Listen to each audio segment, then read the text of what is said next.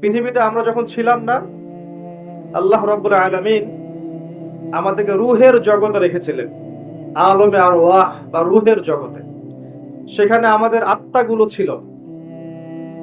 এই আত্মাগুলোকে একত্রিত করে আল্লাহ পাক জিজ্ঞাসা করেছিলেন, আলাস্তু বিরব্বিকুম, আমি কি তোমাদের রব নই? সবাই আমরা বলেছিলাম, আমরা যারা আছি এখন, জীবিত মৃত ভবিষ্যতে আসবে, আমরা সবাই এক বাক্যে বলেছিলাম, বালা, অবশ্যই আপনি আমাদের রব। আমাদের মনে পড়ে? মনে পড়ে না। এই কথাটা মনে করিয়ে দেওয়ার জন্যই আল্লাহ পাক প্রত্যেক যুগে যুগে অসংখ্য নবী রাসূল পাঠিয়েছেন, আসমানি কিতাব পাঠিয়েছেন, যাতে করে ওই কথাটা মনে করিয়ে দেওয়া যায়। কথা বুঝতে পারছেন? আলাস্তু বিরব্বিকুম, আমরা বলেছিলাম বালা, অবশ্যই আপনি আমার রব। সেখান থেকে আমাদের এই যে মাটির দেহ, এর মধ্যে রূহ দেয়া হলো। মাটির দেহটা কিন্তু আপনি না, ওই রূহটা হচ্ছেন আপনি। কারণ আপনার দেহটা পচে যাবে, আপনার আমার দেহের সৌন্দর্য থাকবে? বয়স থাকবে? পচে যাবে, নষ্ট হয়ে যাবে। আপনার রূহ, এটা কিন্তু মরবে না। ওই রূহের জগৎ থেকে রূহটা পাঠানো হয়েছে মায়ের গর্ভে। মায়ের গর্ভ থেকে এই যে দুনিয়ার জীবনে, দুনিয়ার জীবন থেকে হয় ইল্লিনে যাবে, না হলে সিজ্জিনে। তারপরে আবার রূহটাকে দেহে ফেরত দেওয়া হবে কিয়ামতের দিন। ওই রূহওয়ালা বডিটার হিসেব হবে এবং সে আত্মা হয়ে যাবে জান্নাতে, না হলে জাহান্নামে। আত্মা কি মরলো? আত্মা একটা ভ্রমণ চক্র পার করলো। ইয়া আইয়াতুহান নাফসুল মুতমাইন্নাহ, আছে না?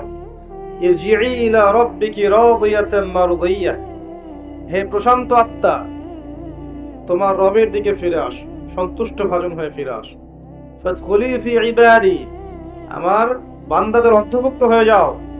ওয়াদখুলি জান্নাতি, জান্নাতীদের অন্তর্ভুক্ত হয়ে যাও। এই রূহ আর আত্মা, এর ব্যাখ্যা কি সায়েন্স করতে পারবে? আমাদের এডুকেশন সিস্টেম ব্যাখ্যা করতে পারবে আত্মা কাকে বলে? ফিলোসফি সাবজেক্টের মধ্যে রূহ নিয়ে প্রচুর বই আছে, কেউ আজ পর্যন্ত কোনো কনক্লুশন বা উপসংহারে যেতে পারে তাই যে আসলেই জিনিসটা কি। এমনকি নবী সাল্লাল্লাহু আলাইহি ওয়াসাল্লামকে 3টা প্রশ্ন করা হয়েছিল, আসহাবুল কাহাফের কি হয়েছে, জুলকারনাইন বাদশার কি হয়েছে, আত্মা কাকে বলে। ইহুদিরা এই 3টা প্রশ্ন শিখিয়ে দিয়েছিল না, মনে আছে? ওই 3টা প্রশ্নের উত্তর দেওয়ার ঘটনা দিয়েই তো সূরা কাহাফ নাজিল হলো। এখানে আল্লাহ পাক রূহের সংজ্ঞা দিয়েছিলেন, সূরাতুল বনী ইসরাঈলের মধ্যে আছে, ইয়াসআলুনাকা আনির রূহ, তারা তোমাকে আত্মা সম্পর্কে জিজ্ঞেস করে। কুল রূহু মিন আমরি রাব্বি, বলে দাও আত্মা হচ্ছে তোমার রবের একটা আদেশ মাত্র। আল্লাহর আদেশে এসেছে, আল্লাহর আদেশে চলে যাবে। কেউ দেখতে পারবে? পারবে। সায়েন্স ব্যাখ্যা করতে পারবে? যুক্তি দর্শন এটা ব্যাখ্যা করতে পারবে? সায়েন্স কি স্বপ্নের ব্যাখ্যা দিতে পেরেছে এখন পর্যন্ত? স্বপ্ন কেন দেখে? একটা স্বপ্ন দেখলাম মনে করেন, এবং স্বপ্নটা সত্য হয়ে গেল, এর ব্যাখ্যা দিতে পারবে কেন সত্য হলো? স্বপ্ন সত্য হয় না। এখন এক শ্রেণীর মানুষ আছে মনে করে স্বপ্ন বলতে কিছুই নাই, স্বপ্ন সত্য হতে পারে না, এবং স্বপ্ন নিয়ে কিন্তু ঠাট্টা মশকরা করে। কিন্তু দেখবেন মুমিন বান্দাদের স্বপ্ন সত্য হয়।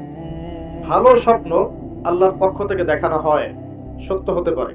আল্লাহ রাসূল সাল্লাল্লাহু আলাইহি ওয়াসাল্লাম বলেছেন, যখন কোন কওম আল্লাহর কালাম শোনার জন্য, অর্থাৎ দ্বীনের চর্চার জন্য একত্রিত হয়, ওই জায়গাটা আল্লাহর রহমতের ফেরেশতারা ঘিরে রাখেন এবং তাদের উপরে আল্লাহর পক্ষ থেকে আল্লাহর সাকিনা বা প্রশান্তি নাজিল হতে থাকে।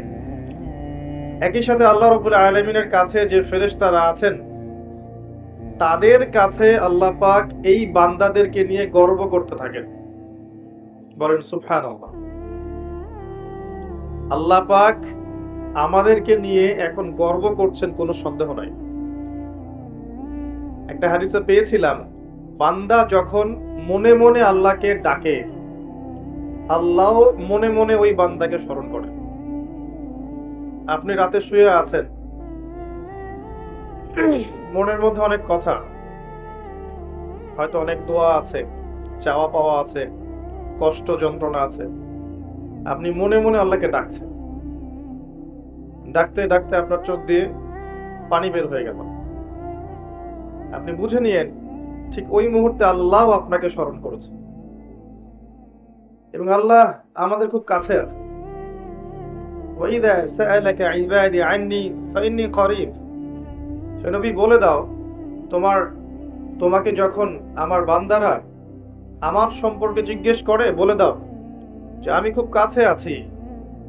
উজিবু দাওয়াতাদ দাঈ ইযা দাআন, দোয়াকারী যখন আমাকে ডাকে আমি তার দোয়া শুনি। আল্লাহ আমাদের খুব কাছে আছে। কত কাছে? যদি আপনি মনে মনে আল্লাহকে স্মরণ করেন, আল্লাহ মনে মনে আপনাকে স্মরণ করবেন।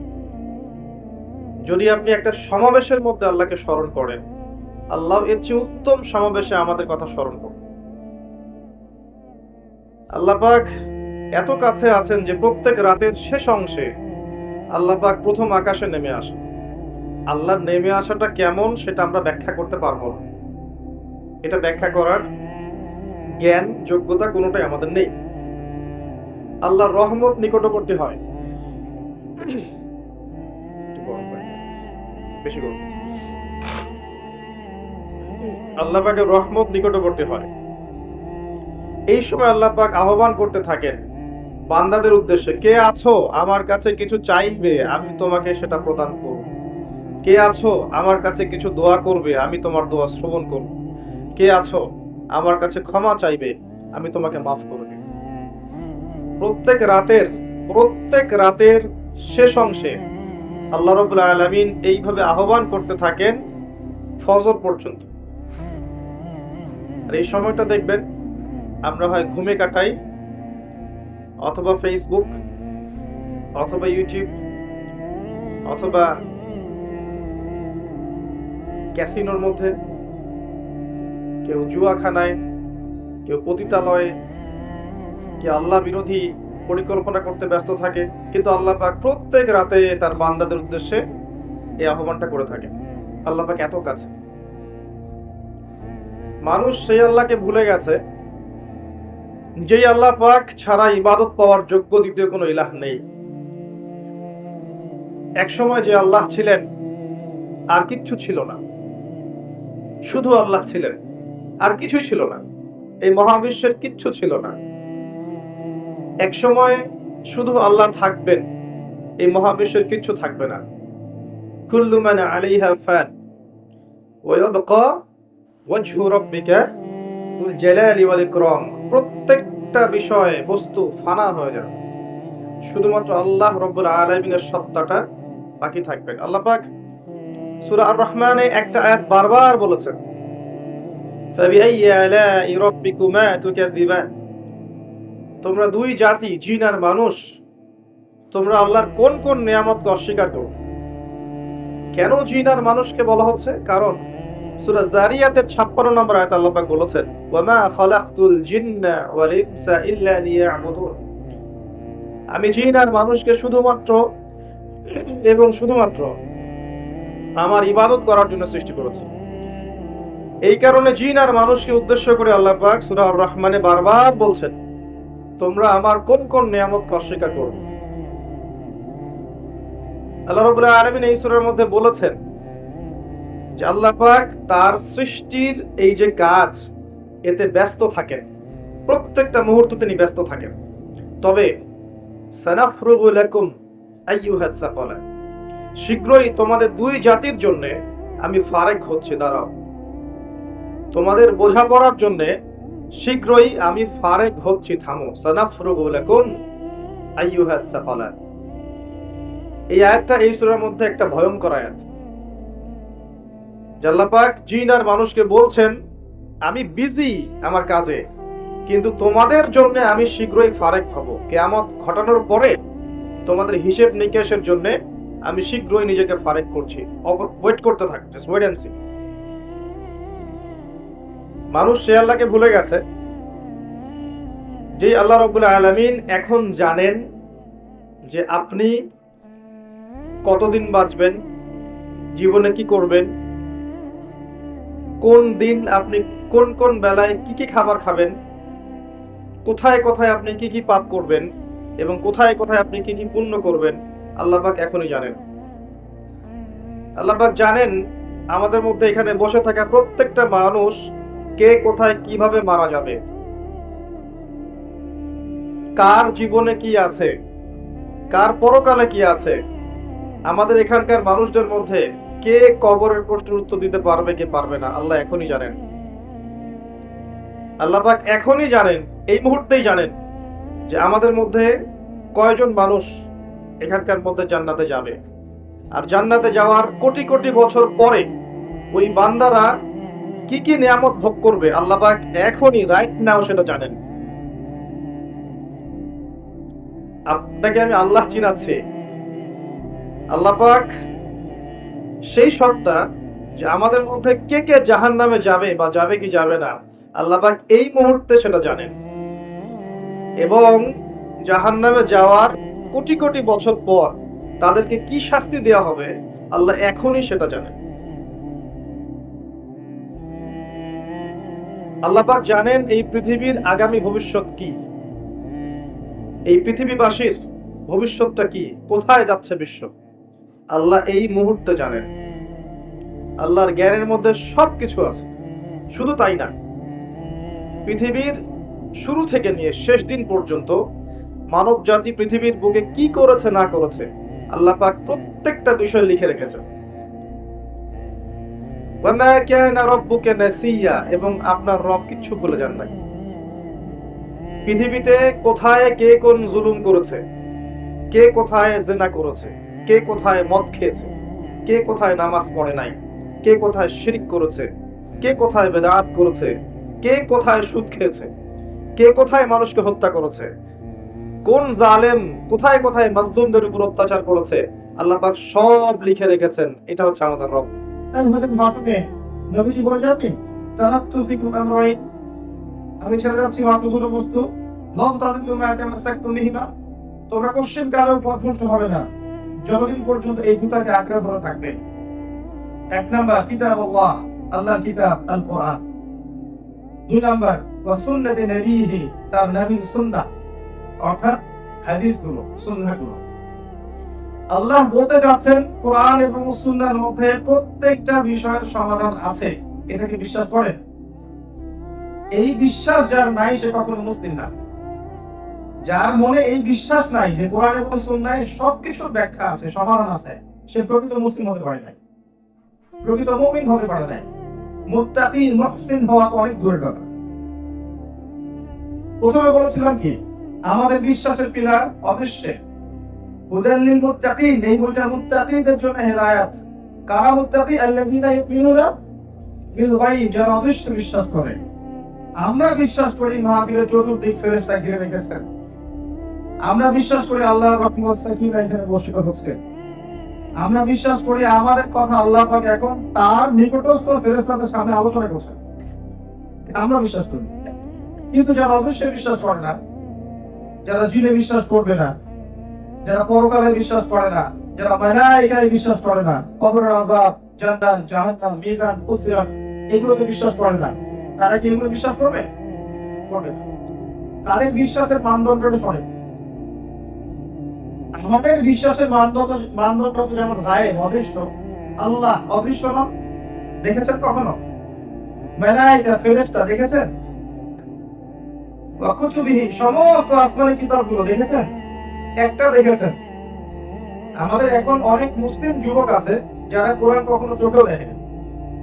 এমনও মানুষ আছে, আছে না? আছে। দুর্ভাগ্যজনক। ওয়া রাসূলিহি, সমস্ত রাসূলগণকে দেখেছেন? আমাদের নবীকেও কি দেখেছেন? দেখি। ওয়াল ইয়াউমিল আখির, পরকালকে দেখেছেন? এই যে মউত, কবর, কবরের প্রশ্নোত্তর, কবরের আযাব, বারযাখ, ইল্লিন, বাসিজ্জিন, কিয়ামতের মাঠ, মিজান, ফুসিরাত, আমলনামা, এগুলো দেখেছেন আপনারা? দেখি না। জান্নাত, জাহান্নাম দেখি না। সব গায়েব। কদরি খাইরি ওয়া শাররি, তাকদীরের ভালো মন্দ দেখেছেন? তাকদীর কি জিনিস, কোথায় লেখা আছে, আল্লাহ কিভাবে লিখেছেন দেখেছেন? আল্লাহ বলেছেন যে প্রথমে আল্লাহ পাক কলম সৃষ্টি করেছেন। আসমান জমিন সৃষ্টির 50,000 বছর আগে মানুষের তাকদীর আল্লাহ পাক লিখে ফেলেছেন। শুধু মানুষের না, প্রত্যেকটা সৃষ্টির তাকদীর আল্লাহ লিখেছেন, ভাগ্য লিখেছেন। দেখেছি আমরা? দেখি। আমাদের বিশ্বাসের পিলার গুলো হচ্ছে সব গায়েবে, অদৃশ্যে। এই অদৃশ্যে বিশ্বাস না করা পর্যন্ত কেউ মুসলিম হতে পারছে না, ইমানদার হতে পারছে না। মুত্তাকি মুহসিন হওয়া তো অনেক দূরের কথা, তাই না? আর যাদের বিশ্বাসের মানদণ্ড হচ্ছে যুক্তি, দর্শন, বিজ্ঞান, পরীক্ষা নিরীক্ষা, পর্যবেক্ষণ, তারা কি এই গায়েবের পিলারে বিশ্বাস করবে? কথা বুঝতে পারছেন না মনে হয়? এই পুরো বিশ্বব্যাপীর মধ্যে বেশিরভাগ মানুষ বিশ্বাস করে যে পরীক্ষা নিরীক্ষা, যুক্তি, দর্শন, বিজ্ঞান দিয়ে যদি আপনি প্রমাণ না করতে পারেন সেটা সত্য নয়। কথা বুঝতে পারছেন না? আপনাদের পড়াশোনার যে প্যাটার্ন, এর মধ্যে কিন্তু জ্ঞানতাত্ত্বিক এপিস্টেমোলজি বলে, মানে জ্ঞান তত্ত্ব, সত্য মিথ্যার মানদণ্ড গ্রহণ করার মানদণ্ড হচ্ছে এইগুলা: পরীক্ষা নিরীক্ষা, পর্যবেক্ষণ, যুক্তি, দর্শন, বিজ্ঞান। এর আলোকে যদি প্রমাণ হয় তাহলে সেটা সত্য, অন্যথা সত্য নয়। এটা কাদের থিওরি? এটা কাদের থিওরি? পশ্চিমাদের। এই থিওরি ওখান থেকে সারা ওয়ার্ল্ডে ছড়িয়ে গেছে। আমাদের বিশ্বাসের পিলার অদৃশ্যে, তাদের চাক্ষুষ না দেখা পর্যন্ত বিশ্বাস করবো না। সূরা বাকারার প্রথম দিকে আছে না, হে মুসা, আমরা আল্লাহকে বিশ্বাস করবো না যতক্ষণ না চোখে দেখছি, আছে না? এখন কোন মুসলিম ব্যক্তি যদি পশ্চিমাদের এই জ্ঞান তত্ত্বে বিশ্বাস করে, এই দর্শনের প্রতি ঈমান নিয়ে আসে, তার মনের মধ্যে ইসলামের গায়েব গুলোর বিষয়ে সন্দেহ জাগবে না? জাগবে। তখন কিন্তু দেখবেন আপনার ছেলে, আপনার মেয়ে দীর্ঘদিন পড়াশোনা করার পর নাস্তিক হয়ে যাচ্ছে। কারণ তাকে ব্রেইন ওয়াশ করানো হয়েছে যে পরীক্ষা নিরীক্ষা, যুক্তি, দর্শন, বিজ্ঞান দিয়ে কোনো কিছু প্রমাণ না করতে পারলে সেটার অস্তিত্ব নেই। অতএব মালায়েকা, কিসের মালায়েকা? আপনি ল্যাবরেটরিতে বসে প্রমাণ করতে পারবেন? জিন জাতি, কিসের জিন? পাগলের কথাবার্তা, তাই না? এরকম কথা বলে না? জিন বলে কিছু আছে নাকি? এগুলো কুসংস্কার, এরকম বলে না? যদি বলেন রূহ বা আত্মা বলে কিছু আছে, হাসবে। রূহ বা আত্মা তার কি? যদি আপনি বলেন যে মুমিনের স্বপ্ন সত্যি হতে পারে, হাসবে আপনার সাথে। যদি বলেন আপনি কবরে আযাব হয়, ইল্লিন বলে একটা জগৎ আছে, সিজ্জিন একটা জগৎ আছে, ঠিক আছে, মিজান হবে, ফুলসিরাত হবে, আমল নামাজ তুলে দেওয়া হবে, জান্নাত জাহান্নাম থাকবে, হাসবে। এই যে জ্ঞানতাত্ত্বিক শিরক, এটা বিশ্বাসগত শিরক। তো এই শিরকের উপর দাঁড়িয়ে যদি আমি জ্ঞান চর্চা করি, আমার পরকালে কোনো আমল টিকবে? টিকবে না। আমার কথা একটু কঠিন মনে হয় না? একটু ঠান্ডা মাথায় বলার চেষ্টা করি। এই এপিস্টেমোলজি দিয়ে সারা ওয়ার্ল্ডের মানুষ এখন জ্ঞান অর্জন করছে। ততক্ষণ পর্যন্ত সত্য মিথ্যা হিসাবে গ্রহণ করবে না, যতক্ষণ পর্যন্ত না ওটাকে প্রমাণ করতে পারে পরীক্ষাগারে। এখন আল্লাহ রাব্বুল আলামিন কোরআনে যত কিছু বলেছেন, এর অনেক কিছুই আপনি পরীক্ষাগারে প্রমাণ করতে পারবেন না। পারবেন? আপনি কি পরীক্ষাগারে ফেরেশতাকে প্রমাণ করতে পারবেন? জিনকে প্রমাণ করতে পারবেন? রূহকে প্রমাণ করতে পারবেন? স্বপ্নের ব্যাখ্যা দিতে পারবেন? কবরের আযাব প্রমাণ করতে পারবেন? ইল্লিন কোন জগৎ প্রমাণ করতে পারবেন? সিজ্জিন কোথায় প্রমাণ করতে পারবেন? তাহলে এগুলো অস্তিত্ব নেই। এই যে আমি এগুলো না দেখে বিশ্বাস করছি, এটাই হচ্ছে যে আমি একজন মৌলবাদী মানুষ। হ্যাঁ, যখন আপনি না দেখে এগুলোকে বিশ্বাস করবেন, তখন তারা, পশ্চিমাদের সেখানে একটা বলি আছে, তারা বলবে যে তারা হচ্ছে মৌলবাদী, ব্যাকডেটেড এবং ফান্ডামেন্টালিস্ট। আর আপনি যতক্ষণ পর্যন্ত এটা হতে পারছেন না, ততক্ষণ মুসলিম হতে পারছেন না, তাই না? তাহলে শব্দটা ভালো না খারাপ? ভালো না খারাপ? শব্দটা ভালো। কারণ ওটা না হতে পারলে, আমি যদি ফান্ডামেন্টালিস্ট না হতে পারি, তাহলে তো আমি পরিপূর্ণ মুসলিম হতে পারবো না। আমি তো অবশ্যই বিশ্বাস করতে হচ্ছে। হ্যাঁ, কি কারণে এগুলোকে তারা প্রমাণ করতে পারবে না সেটা শোনেন। কি কারণে পারবে না? কারণটা কি? এমন অনেক কিছুই আছে যেটা কোরআন এবং সুন্নাহয় অনেক আগেই বর্ণিত হয়েছিল, যেটা এখন প্রমাণ করা হচ্ছে, হচ্ছে না? সেটা একটা এক্সাম্পল দেই, বিগ ব্যাং। সায়েন্সের পড়ছেন, এখানে কারা কারা রাজনা করেন? সবাই বুঝবে মাশাআল্লাহ। এই থিওরির জনক কে? কে? মাশাআল্লাহ। তো এখন বোঝানো হয় যে এই মহাবিশ্ব একসময় ছিল না, ঠিক আছে, মানতাম ছিল না। হঠাৎ একটা এক্সপ্লোশন, বিগ ব্যাং এর মধ্য দিয়ে সমস্ত কিছু ছড়িয়ে গেল। বছরের পর বছর ঘুরতে ঘুরতে ঘুরতে ঘুরতে ঘুরতে ঘুরতে সৌরজগতের এই ফর্মটা এসেছে, ওদের মত। এরপর দেখবেন হঠাৎ করে পৃথিবী ঘুরতে ঘুরতে পৃথিবী সৃষ্টি হয়ে গেল। আগে তরল ছিল, তার আগে নাকি গ্যাসীয় ছিল, তারপর তরল, তারপর আস্তে আস্তে কঠিন, হঠাৎ সেখানে প্রাণ সঞ্চার হলো। এইসব বুঝে না? আবার আগে বাদল ছিলেন, পরে মানুষ হয়েছেন, তাই না? এই তো শিখছি আমরা। আচ্ছা, আল্লাহ পাক কোরআনে বলছেন সূরা আম্বিয়া 31 নম্বর আয়াতে, আউযু বিল্লাহি মিনাশ শাইতানির রাজীম, আওয়ালাম ইয়ারাল্লাযীনা কাফারু, যারা আল্লাহকে অস্বীকার করছে তারা কি লক্ষ্য করে দেখে না? ইন্নাস সামাওয়াতি ওয়াল আরদা কানাতা রাতকান ফাফাতাহনাহুমা, যে এই পুরো মহাবিশ্ব এবং পৃথিবী একটা বিন্দুর মধ্যে ছিল, আমি এটাকে বিস্ফোরিত করে দিয়েছি, ছড়িয়ে দিয়েছি। ওয়াজআলনা মিনাল মা'i কুল্লা শাইইন হাই, এবং প্রত্যেক জীবন্ত বিষয়, মানে প্রত্যেক জীবন্ত প্রাণকে সৃষ্টি করেছি আমি পানি থেকে। আফালা ইউমিনুন, তারা কি তারপরেও বিশ্বাস করবে না? তাহলে কোরআন কি বিগ ব্যাং এর পক্ষে কথা বলবে না? আপনি কি বুঝতে পারছেন? ওরা বলছে এটা অটোমেটিকলি হয়েছে, আল্লাহ বলছেন হয়েছে বটে, আমি করিয়েছি অটোমেটিকলি হয়নি। এই যে জ্ঞানের একটা পার্থক্য আছে না, জ্ঞান একটা লেভেল পর্যন্ত পৌঁছালো ওদের, এর উপরে আল্লাহর জ্ঞান, তাই নয় কি? এটাই আল্লাহ বলছেন ওয়াআল্লামা আদামাল আসমাআ কুল্লাহা, আমি আদমকে সমস্ত কিছু নাম শিক্ষা দিয়েছি। সৃষ্টিগতভাবে আদম আলাইহিস সালাম জ্ঞানী ছিলেন না, আল্লাহ জ্ঞান দিয়েছেন, তাই নয় কি? ওয়াআল্লামাল ইনসান মা লাম ইয়ালাম, মানুষকে সেই জ্ঞান শিক্ষা দিয়েছি যা মানুষ জানতো না। তাহলে এই জ্ঞান আল্লাহর পক্ষ থেকে আমাদের কাছে এসেছে। এখন যেগুলো আমরা প্রমাণ করতে পারছি না, তার কারণটা হচ্ছে যে ওগুলো প্রমাণ করার মতো উচ্চ স্তরের জ্ঞান আল্লাহ পাক আমাদেরকে এখন দেননি। যদি দিতেন অবশ্যই আমরা প্রমাণ করতে পারতাম, আর যদি এখন দিয়েও দেন প্রমাণ করতে পারবো ইনশাআল্লাহ। মনে করেন কথার কথা যে আগামীকাল আমেরিকার নাসা সে বললো যে পৃথিবী থেকে কোটি কোটি আলোকবর্ষ দূরে একটা গ্রহের সন্ধান পাওয়া গেছে। হ্যাঁ, এটার মধ্যে সোনা আছে, হীরা আছে, মণিমুক্তা জহরত আছে, ঘুরপড়ি আছে, ঠিক আছে, নদী আছে, দুধের মধু ইত্যাদি ইত্যাদি, মানুষ খুব সুখে থাকে এখানে বা থাকা যাবে ইত্যাদি।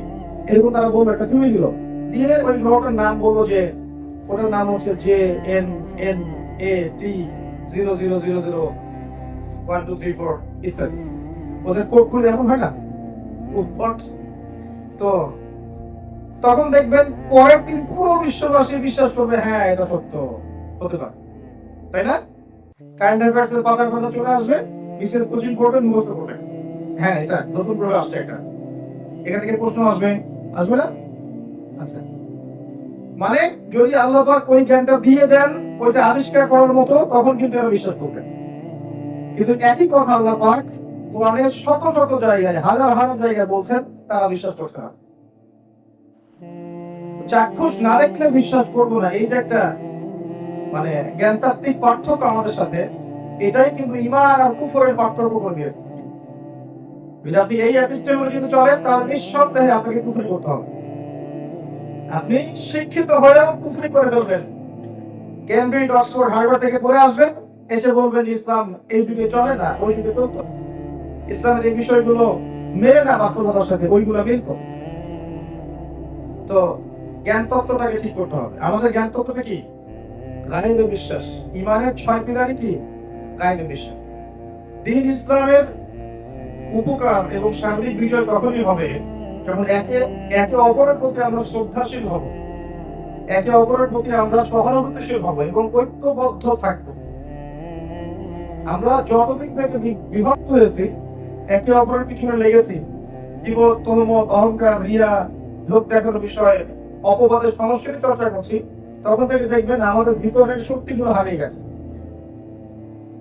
একজনের উপর কোনো বিপদ আসলে দেখবেন আরেকজন মিষ্টি বিতরণ করছে, একজনের উপরে বিপদ আসলে আরেকজন মিষ্টি বিতরণ করছে, সে মনে করছে আমার সুযোগ এটা, কিন্তু সে জানে না যে আজকে অমুকের উপর এসেছে, কাল তা তোমার উপর আসবে, এ বিষয়ে কোনো সন্দেহ নাই। সবকিছু সময়ের ব্যাপার মাত্র। আর আল্লাহ রাব্বুল আলামিন সবকিছু জানেন, সবকিছু শোনেন। যদি আপনি আল্লাহর কাছে ফেয়ার হন, মানে আপনি আল্লাহর দৃষ্টিতে সঠিক পথের উপরে আছেন, আল্লাহর দৃষ্টিতে আপনি হকের উপর আছেন, তখন বাতিলপন্থীরা চতুর্দিক থেকে আপনাকে ঘিরে ধরলেও আল্লাহ পাক হকের উপর থাকার প্রতিদান আপনাকে দিবেন ইনশাআল্লাহ। আর কাল কিয়ামতের মাঠে বাতিলদের এই শেকড় আল্লাহ পাক উপরে ফেলবেন ইনশাআল্লাহ তাআলা। তো যে কথাটা বলতে গিয়ে এদিকে আসলাম, যে প্রচারণা করবেন সঠিকটা, এমন কোন টাইটেল, এমন কোন কাজ করবেন না অনলাইনে যাতে করে মূল বিষয়টা থেকে জনগণের দৃষ্টি সরিয়ে ফেলা হয় এবং বিভ্রান্তিকর প্রচারণা যায়। এতে করে কি হয়, এই চেয়ারে বসা মানুষগুলোর ক্ষতি হয়, আর এই চেয়ারে বসা মানুষগুলোর ক্ষতি যখন হবে তখন দিনের ক্ষতি হবে। এই চেয়ারগুলো যখন শূন্য হয়ে যাবে তখন এগুলো পূরণ করা এত সহজ হবে না। শত শত ওলামায়ে কেরাম একসময় ছিলেন এদেশে, এখন তাদের সংখ্যা দিন দিন কমে যাচ্ছে। এই শূন্যতাগুলো কিন্তু আমি পূরণ করতে পারবো না। আর এই সময় ফেতনার সময় সবচেয়ে বেশি দরকার এই চেয়ারে বসা মানুষগুলো। তাই তাদের যত্ন নেওয়া, তাদের সংশোধন, তাদের প্রতি সহানুভূতিশীল থাকা, তাদের সম্মানের হানি না করা, এগুলো সবারই মৌলিক দায়িত্ব। আজকে এগুলো বারবার মনে করে দিতে হচ্ছে, এটি দুঃখজনক।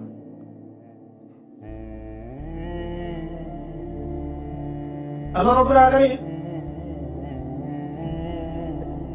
কথা বলেন না, আল্লাহ সুবহানাহু ওয়া তাআলা পবিত্র কোরআনুল কারীমের মধ্যে সূরাতুন নাহল এর 89 নম্বর আয়াতে বলেছেন, এখান থেকে আমি মূল আলোচনা যাচ্ছি। আল্লাহ পাক বলেছেন, আউযু বিল্লাহি মিনাশ শাইতানির রাজীম, ওয়া নাযালনা আলাইকাল কিতাবা তিবয়ানান লিকুল্লি শাই। খুব মনোযোগ দিয়ে আয়াতটা শুনেন। আল্লাহ পাক এই কিতাবের সূরা নাহলের 89 নম্বর আয়াতে বলেছেন, 89 নম্বর আয়াত, আল্লাহ পাক বলেছেন, ওয়া নাযালনা আলাইকাল কিতাব, হে নবী আমি আপনার প্রতি একটা কিতাব নাযিল করেছি, অর্থাৎ এই কোরআন নাযিল করেছি, তিবয়ানান লিকুল্লি শাই, যেই বইটা প্রত্যেকটা বিষয়ের ব্যাখ্যা।